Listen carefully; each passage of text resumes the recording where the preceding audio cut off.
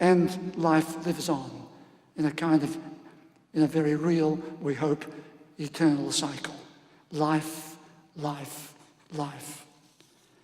The gospel writers were intent on showing the kind of person they knew him to be. Notice the kind of words we can put around their words. He was caring, he was resourceful, he accepted life's gifts and the gift of life itself, and he was able to accept the death when it was to come. Kelman, in his book, says if you have to die, and we all will die, die with dignity. If we can only face death with dignity and resolve. We die, he said, as we live. It bears thinking in those terms. He said people whose lives are rich in self-expressiveness are more likely to die self-expressively. People who live knowing life is a gift are more likely to accept their death, appreciating the life that was theirs. And he says, let your death not be a meaningless death. Let your death be a death with meaning, as your life was a life with meaning. So to understand the drama and the energy of Christ's crucifixion, we might follow the gospel writers as they said, this is the kind of person he was, a model of caring and compassion, a strong advocate of life in all its fullness. And then on the 7th of April, it is said, in the year 30, he showed that dying expresses what life has been, and dying is accepted.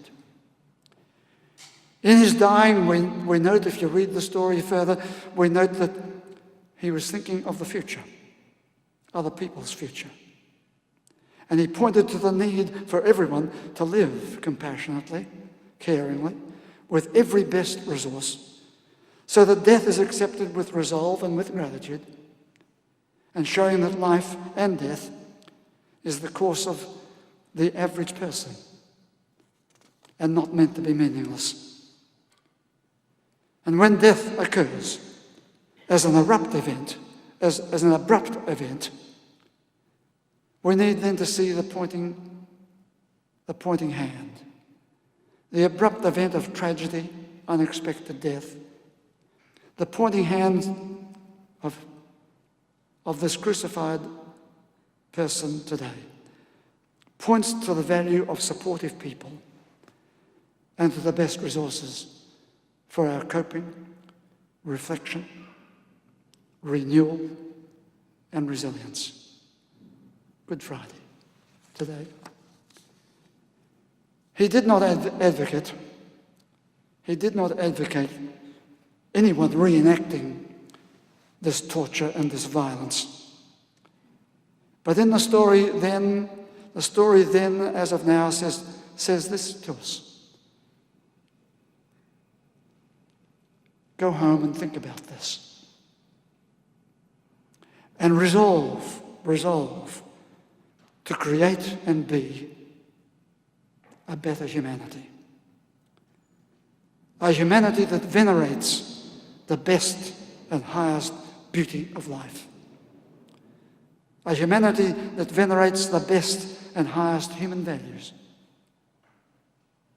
A humanity that venerates the best and highest for our whole humanity. Would you please stand?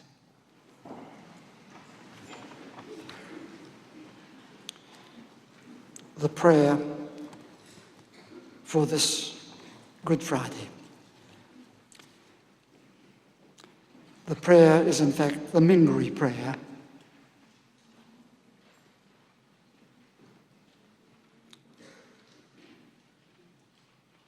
Good Spirit, restore in us a peaceful mind, a strengthened spirit. Restore in us a new pathway, a new hope, a new purpose. Restore in us the courage to let go what is past and find the readiness and strength to walk towards the future. Restore in us a union with the energy of this sacred place and a union with the best soul of the universe. As we touch the rock, help us to draw strength from the stone.